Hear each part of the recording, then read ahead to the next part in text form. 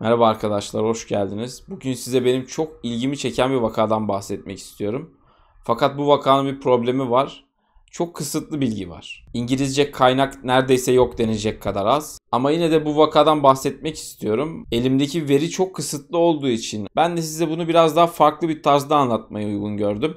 Lütfen bu farklı tarz hakkındaki görüşlerinizi yorumlar kısmında bildirin. Böylece ben de kısıtlı kaynaklara ulaşabildiğim vakalarda bu tarz videolar yapıp size bir şekilde aktarmaya çalışabilirim. Bu uyarıları yaptıktan sonra konumuza geçelim. Tarih 1991 yılı, olay Romanya'nın doğusunda gerçekleşiyor. Romanya kırsalı diyebileceğimiz Romanya'nın ücra bir köşesinde gerçekleşiyor. Oldukça küçük bir köy, herkesin birbirini tanıdığı, bildiği, sıradan, gelişigüzel bir köy. Bu köyün sakinlerinden biri hikayemizin ana kahramanı Vasile Gorgos. 63 yaşındaki bu adam hayvancılıkla uğraşıyor. Büyükbaş hayvan yetiştiriyor. Daha sonra onları çevre şehirlere gidip satıyor. Geçimini böyle sağlıyor. Evli, çocukları var. Bildiğimiz klasik bir aile, hayvancılıkla uğraşan bir baba. Keyifleri yerinde, normal bir hayat sürüyorlar. Günlerden bir gün Vasile Gorgos trenle çevre şehirlerden birine gidecek. Burada çeşitli görüşmeler yapıp yetiştirdiği hayvanları satacak. Oradan parasını alacak, geri gelecek vesaire. Aile için, Vasile için çok sıradan bir durum. Yani bunda herhangi bir sıra dışı bir durum yok. Her zaman yaptığı bir yolculuk. O sabah Vasile Gorgos evden ayrılıyor, tren biletini alıyor, trenine biniyor, gidiyor. Ama bir daha geri gelmiyor. Doğal olarak evdeki ailesi işinin uzadığını, birkaç güne geleceğini düşünüyor. Sene 91, cep telefonu vesaire henüz yok. Birkaç gün bekliyorlar. Birkaç gün sonra da adam gelmeyince endişelenmeye başlıyorlar ve polise haber veriyorlar. Hemen bir arama çalışmaları başlıyor. Kayıp ihbarı vesaire. Tren istasyonuna soruluyor. Hastaneler, karakollar kontrol ediliyor.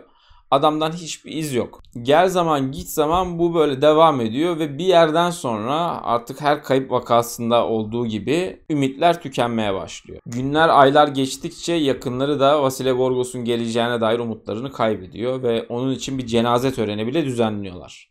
Artık kimsenin bu adamın geri geleceğinden umudu yok ve öyle de oluyor. Vasile Gorgos geri dönmüyor. Buraya kadar tamamen sıradan, on binlerce, yüz binlerce yaşanmış kayıp vakasından biri. Fakat olayı ilginç yapan kısmının gelmesi için biraz beklememiz lazım. Ne kadar beklememiz lazım? Tam 30 yıl.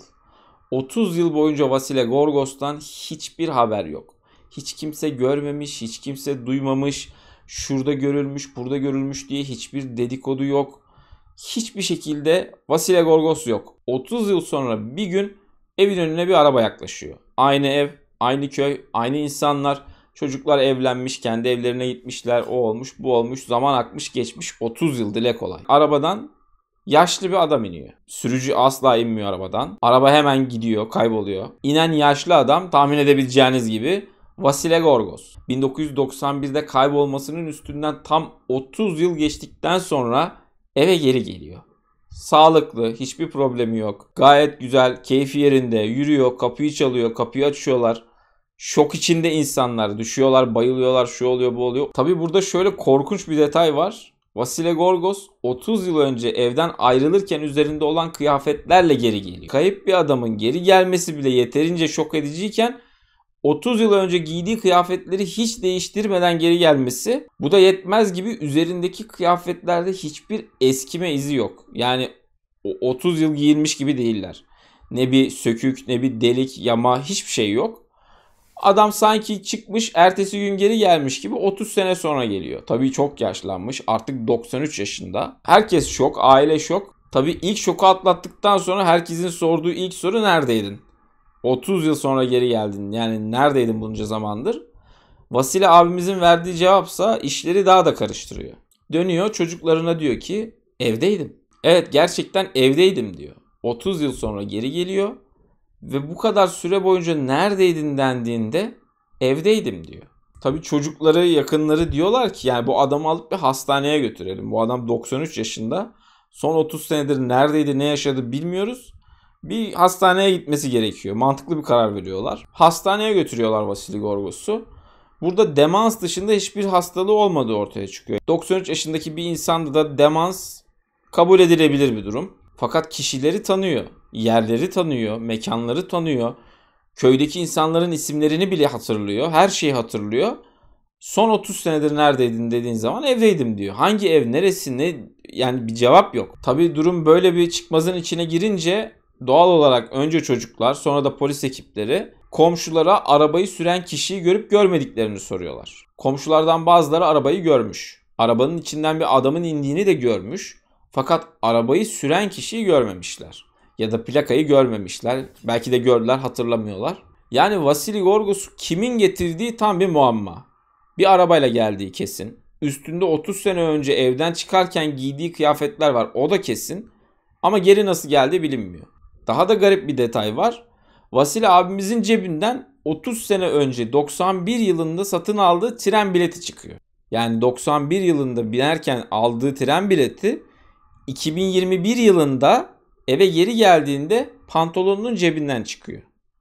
Adamın üstünde bir kimlik var, bir de tren bileti. Başka hiçbir şey yok. Tabii bu pek anlaşılabilir bir durum değil. Kimse bu gizemi çözemiyor. Bu adam 30 senedir neredeydi, ne oldu, nereye gitti, nasıl geri geldi? Bu kıyafetler nasıl hala üstünde? 30 senedir bu adam kiminle yaşadı? Bunların hiçbirinin cevabı yok. Vasili'ye soruyorlar neredeydin? Ben evdeydim diyor. Devam ediyor. Hiç umursamıyor. Doğal olarak insanlar da bu duruma bir açıklama üretmeye çalışıyor. Muhtemelen şu an hepimizin yaptığı gibi. Ben de bu olay hakkında çok düşündüm, taşındım. Ne olmuş olabilir, ne olabilir diye. Biraz okudum. Birkaç komplo teorisi okudum. Bana çok saçma gelenleri de var, mantıklı gelenleri de var.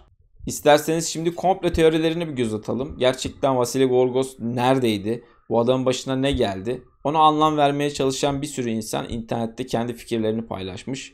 Biz de öyle yapalım. Lütfen siz de yorumlar kısmında kendi fikirlerinizi belirtin. Vasili abimiz 30 sene boyunca neredeydi? Bu adamın başına ne geldi? Siz ne düşünüyorsunuz? Bir numara tabii ki uzaylılar. İnternetteki her gizemli olayın çözümü uzaylılar. Uzaylı kaçırmış, uzaylı gelmiş, uzaylı gitmiş. Vasili Gorgos'un da uzaylılar tarafından kaçırıldığını düşünen oldukça büyük bir kesim var. Tabii saygı duyuyorum ama benim en yüksek ihtimal verdiğim açıklama bu değil. Elimden geldiğince fantastikten gerçekçiye doğru götürmeye çalışıyorum bu teorileri. O yüzden ikinci teorimiz de Vasili Gorgos'un bir zaman yolcusu olduğu. Bu zaman yolculuğuna zamanında birazcık kafa patlatmış bir insan olarak şunu söyleyebilirim. Henüz bilimsel olarak açıklanmış bir durum değil ama henüz açıklanmamış olması böyle bir şeyin var olmadığı anlamına gelmiyor. Bugün en basit doğa olaylarından biri olarak gördüğümüz depremi açıklamamız bile kaç yüzyıl sürdü. O yüzden ihtimal dahilinde diyorum. Tabii ki belki de yaşanmış olabilir ama bana sorarsanız benim en yüksek ihtimal verdiğim teori bu da değil. Evet, şimdi bu iki tane sürreal, fantastik teoriyi aradan çıkarttığımıza göre daha gerçekçi, daha yüksek ihtimalli olduğunu düşündüğüm, tabii bunlar benim görüşlerim, teorilere geçebiliriz. Gerçekçi teorilerden biri Vasile Gorgos'un hapse girdiği. Yani bu adam bir şekilde suçluydu öncesinde, sonrasında yakalandı ve hapse girdi. Hapiste uzun süre kaldı. O sırada ailesine nasıl haber verilmedi, ne oldu buralar belli değil. Ama 1991 yılı Romanya'nın ücra köşeleri, yani çok saçma gelmiyor bana. Bu hapis teorisini destekleyenlerin en çok güvendiği argüman kıyafetlerin 30 sene sonra aynı şekilde geri alınması. Biliyorsunuz cezaevlerine, hapishanelere girerken işte kişisel eşyalarınızı teslim ediyorsunuz. Daha sonra tahliye olurken verdiğiniz ne kadar kişisel eşyanız varsa geri alıyorsunuz. Bu şekilde Vasile Gorgos'un tüm bu eşyalarını aynı şekilde geri almış olabileceğini düşünüyorlar.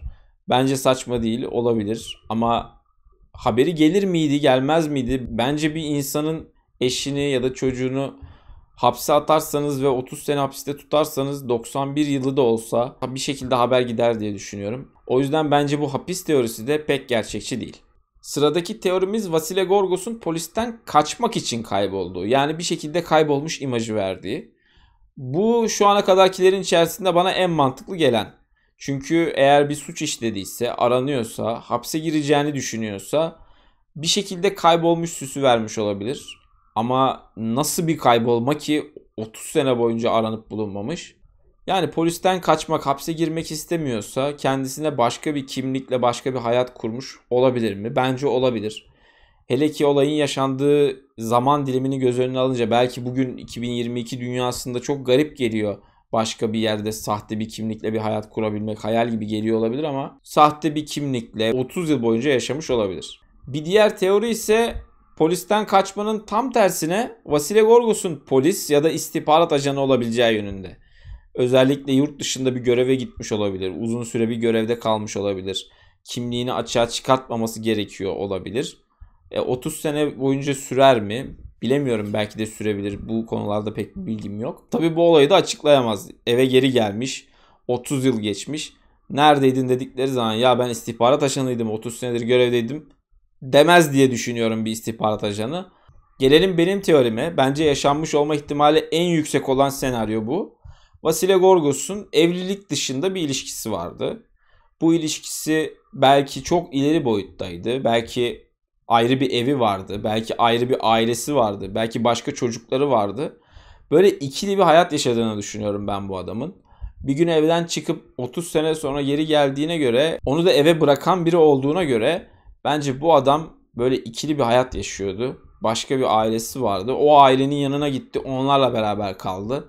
Yaşı çok ilerledi. Artık 93 yaşına geldi. Demansı ilerlemeye başladı. Bence oradaki insanlar da önceki ailesini tanıyorlardı, biliyorlardı. Ve Vasili Gorgos'u getirip tekrardan evine bıraktılar. Yani ben işin içinde bir gönül işi olduğunu düşünüyorum. Vasili abimiz böyle bir şey yapmış mıdır? Tabii ki günahını almak istemem. Ki şunu da belirteyim. Ne kadar arasam da tarasam da bulamadım. Vasili Gorgos abimiz yaşıyor mu, vefat etti mi onu da bilmiyoruz. Benim bu konu hakkında arayıp tarayıp bulabildiklerim bunlar. Dediğim gibi çok tartışmalı bir konu. İşte kıyafetler aynı kıyafet değildi diyen var. Tren bileti başka bir tren biletiydi diyen var. Araba hiç gelmedi, adam yürüyerek geldi diyen var. Videonun başında yaptığım uyarıyı bir kez daha yapayım.